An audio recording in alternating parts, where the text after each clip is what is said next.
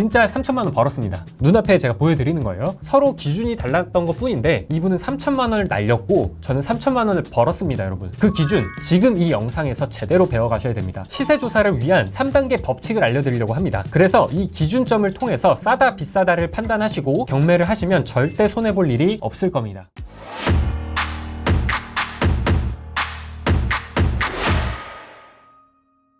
안녕하세요, 경매 트레이더 전사이트입니다. 여러분, 오늘은 제가 스튜디오에서 여러분께 아주 중요한 내용을 말씀드리려고 합니다. 경매를 공부하면 누구나 듣는 말이 있죠. 바로 경매는 싸게 사야 된다 라는 걸 귀에 못이 박히도록 듣는 말이죠. 그런데 이 말은 반만 맞고 반은 틀린 말입니다. 바로 올바른 기준을 가지고 싸게 샀냐 안 샀냐를 판단을 해야 됩니다. 그런데 그 기준을 제대로 보지 않고 잘못된 기준으로 싸게 샀다고 판단한다면 그건 바로 대형 실수로 혹은 대형 손해로 이어질 수 있습니다. 여기서 한번 우리 같이 생각해 볼게요. 싸게 산다는 건 과연 어떤 의미일까요? 정해진 가격이 있는데 그거보다 싸게 산다 라는 걸 의미하겠죠. 그러면 그 정해진 기준이 보통 일반적인 경매를 하는 사람들이라면 감정 가격을 기준으로 잡습니다. 감정 가격은 올바른 기준이 될까요? 혹은 유찰이 돼야 싸게 사는 거지 라고 합니다. 그럼 과연 유찰이 된다고 해서 올바른 기준이 될까요? 둘 다 틀렸습니다. 싸다 안 싸다의 기준은 바로 이겁니다. 지금 현재 기준으로 시장에서 얼마의 거래가 되고 있는지 그걸 찾는 게 올바른 기준점이 된다는 것입니다. 이 기준이 안 잡혀 있으면 싸게 샀다는 건 여러분만의 착각일 뿐입니다. 예를 하나 들어볼게요.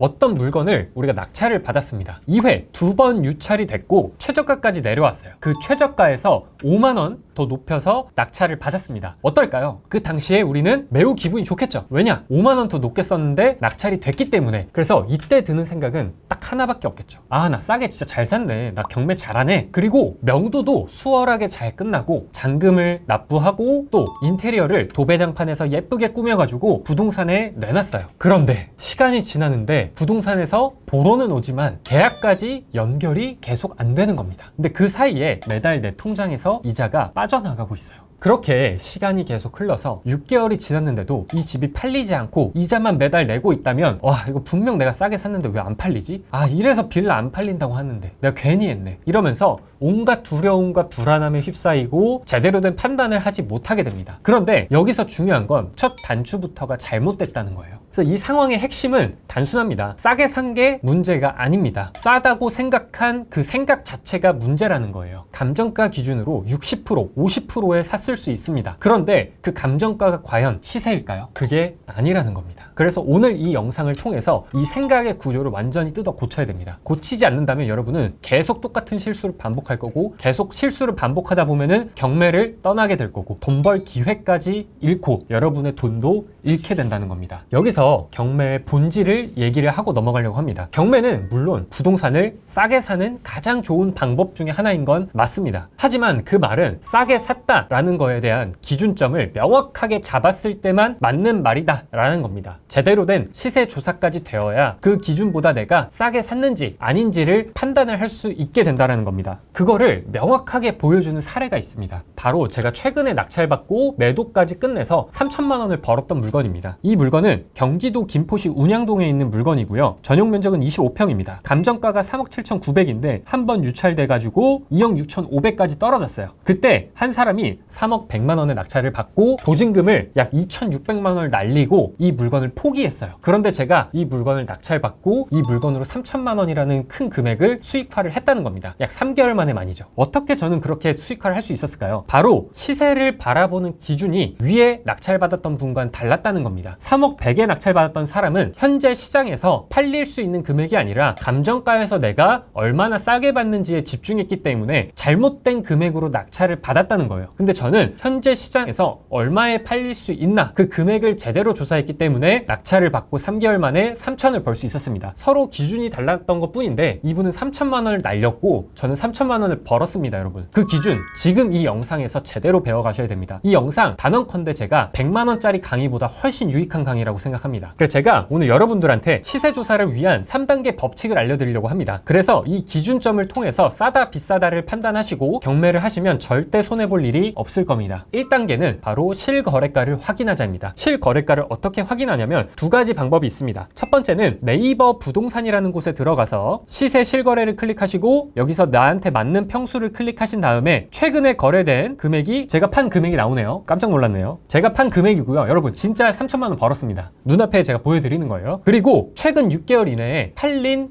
실거래가들을 분석하시면 됩니다. 분석할 때에는 위에 7층은 왜 3억 3,800에 팔렸는데 왜 2층은 3억 5,500에 팔렸는지 그 이유를 찾아가는 게 굉장히 중요합니다. 그리고 약간 준신축 아파트의 타워형이라고 해서 여기 모담 마을, 한강, 화성, 파크드림 아파트처럼 이런 식으로 모양이 V자 형태로 되어 있는 게 타워형이라고 하거든요. 근데 이런 타입 같은 경우에는 타입별로 가격 차이가 클 수 있기 때문에 이런 것들은 어떻게 하냐면 아파트 실거래가 사이트에서 아파트를 검색하시고 클릭을 하시면 네이버 부동산과 다른 점은 바로 거래 동이 나온다는 겁니다. 그래서 이런 물건들 같은 경우에는 향과 뷰의 차이에 따라서 동별로 가격 차이가 많게는 10% 이상 나기 때문에 꼭 이 부분을 같이 조사하시면 좋을 것 같다라고 말씀드리면서 1단계 실거래가를 확인하자라는 거에 대해서 설명을 드렸고요. 2단계는 네이버 부동산을 통해서 급매물을 확인하자입니다. 그래서 제 아파트를 예로 들면은 네이버 부동산을 통해서 나랑 똑같은 타입에 있는 매물이 얼마나 싸게 나왔는지를 체크하면 됩니다. 그리고 그 매물이 현재 거래가 가능한 건지 왜 싸게 나왔는지 그 이유를 파악을 해보면 되겠습니다. 그게 급매물 파악하는 단계라고 이해하시면 되고 마지막은 부동산에 가서 혹은 부동산에 전화해서 얼마에 팔릴 수 있는지 요즘 분위기가 어떤지 얼마에 팔릴 수 있는 그 이유가 무엇인지를 파악하는 단계라고 이해하시면 될 것 같습니다. 우리가 온라인상에서 확인할 수 있는 거는 숫자밖에 없습니다. 그렇기 때문에 부동산에 방문해서 이 숫자가 어떠한 사연을 갖고 있는지 그 스토리를 파악하는 작업이 굉장히 중요합니다. 예를 들어서 제가 2층인데 3억 5,500에 팔았다고 해봅시다. 그러면 7층이 한 달 전에 매각한 게 3억 3,500에 팔렸는데 왜 2층이 3억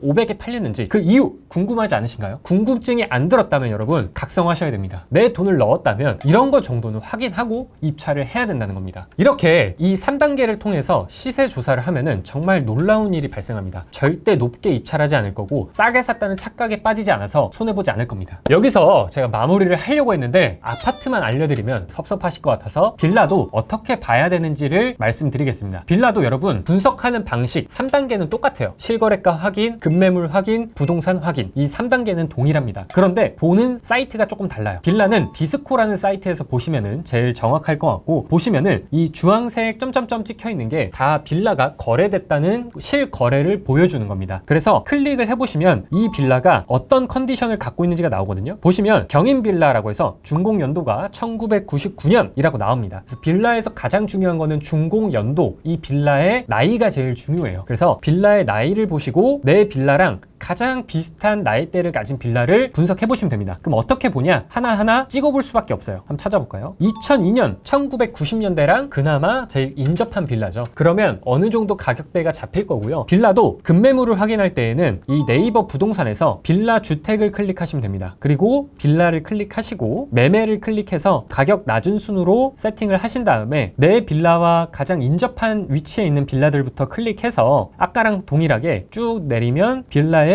나이가 나와요. 그래서 나이가 나랑 비슷한 나이대에 있는 빌라 중에서 얼마에 나와 있는지를 가격을 보면 됩니다. 그래서 빌라 같은 경우에는 디스코로 실거래가를 확인하고 두 번째 네이버 부동산을 통해서 매물들의 가격대를 확인하고 세 번째 부동산을 방문한다. 이렇게 이해하시면 될 것 같습니다. 그래서 제가 오늘 말씀드린 이 시세의 기준이 가장 중요한 경매의 시작점이기 때문에 이 영상 여러분 저장하고 좋아요 눌러놨다가 계속 반복적으로 보시면 좋을 것 같습니다. 여러분 많은 분들이 경매로 수익을 냈다면 그냥 운이 좋았던 거 아니야? 라고 생각을 합니다. 그런데 경매는 운이 아니라 숫자를 기반으로 한 분석입니다. 그래서 말씀드린 것처럼 3단계 법칙을 통해서 명확한 시세의 기준점을 잡고 그 기준보다 싸게 사야 된다. 그래야 내가 수익을 만들 수 있다라는 것만 명확하게 기억하고 가시면 좋을 것 같고요. 이 시세 분석을 열심히 조사한 만큼 돈을 벌어가는 게 바로 경매라는 게임입니다. 여러분. 감정가보다 싸게 샀다. 많이 유찰돼서 싸다라는 게 경매가 아니라 정확한 기준점을 가지고 싸게 사는 게 경매입니다. 그 출발점이 바로 시세 조사입니다. 이걸 이해하는 순간 경매는 여러분한테 불안과 두려움을 주는 게 아닌 즐거움과 수익을 주는 게임으로 바뀔 겁니다. 오늘 영상도 여러분의 경매 생활에 도움이 되셨다면 좋아요와 구독 부탁드리면서 여기서 마무리할 수 있도록 하겠습니다. 여러분, 경매 생활 혼자 하기 외로우시죠? 제가 여러분들이 경매 생활에서 지치지 않고 그리고 좋은 동료분들과 함께 할 수 있도록 부자 친구들 경매 커뮤니티를 만들었습니다. 그래서 고정 댓글에 저희가 단톡방 링크를 넣어드릴 테니까 경매 생활하면서 너무 외롭거나 어디 물어볼 데가 없거나 하시는 분들은 참여해서 같이 으쌰으쌰 하면서 좋은 경매인이 됐으면 좋겠습니다. 다음 영상에서는 더 많은 노하우 풀어드릴 테니까 전사이트 채널 구독하기 한번 부탁드리겠습니다. 감사합니다.